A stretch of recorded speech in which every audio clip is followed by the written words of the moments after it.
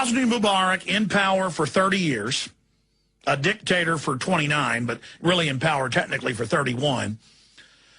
He gets $13 billion plus every year of U.S. taxpayer money. A lot of the U.S. torture centers are there, the ghost sites, the black sites.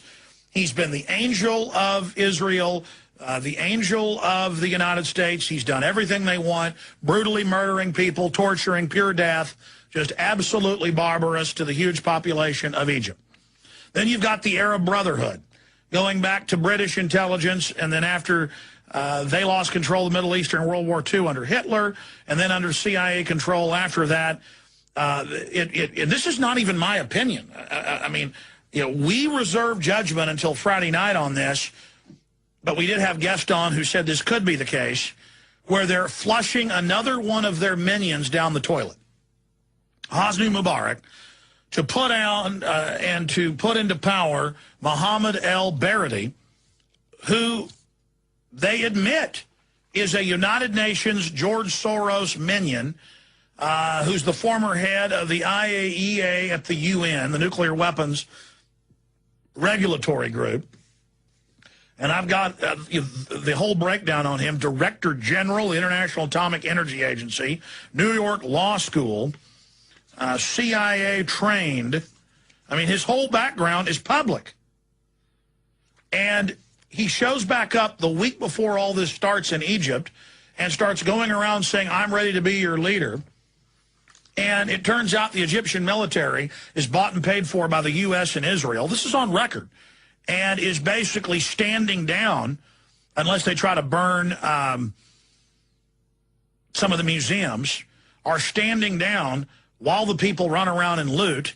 And here's the London Telegraph. Egypt protest. America's secret backing for rebel leaders behind uprising. Continues. Egyptian opposition leader calls on Mubarak to leave today. And who is that? This is the new puppet, the UN puppet.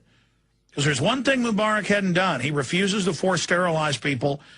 And they've had UN population summits. He's been criticized. He refuses to sterilize and bring an abortion. Now, you better believe that el-Baradi will. So Mubarak loves to torture, kill, slaughter, total dictator. Our government's got its torture sites there, loves him, but he isn't good enough. He isn't good enough. He doesn't hate his people enough. And so Mohammed el-Baradi, the Pied Piper of Egyptian revolt, Paul Joseph Watson, that's from Friday, his report up there. And, of course, on Friday, he also reported on the George Soros connection. But now Axelrod's bragging that el-Baradi is their man. We've got another report by the LRC blog, Egypt's Rose Revolution, similar to what happened in Georgia. There's another report here. Egypt is another Soros color revolution. Soros, of course, funded rebellions and takeovers all over Eastern Europe and into Central Asia on the belly of Russia. And it's just hard to believe until you look at the evidence and that it's just admitted that our government is so illegitimate.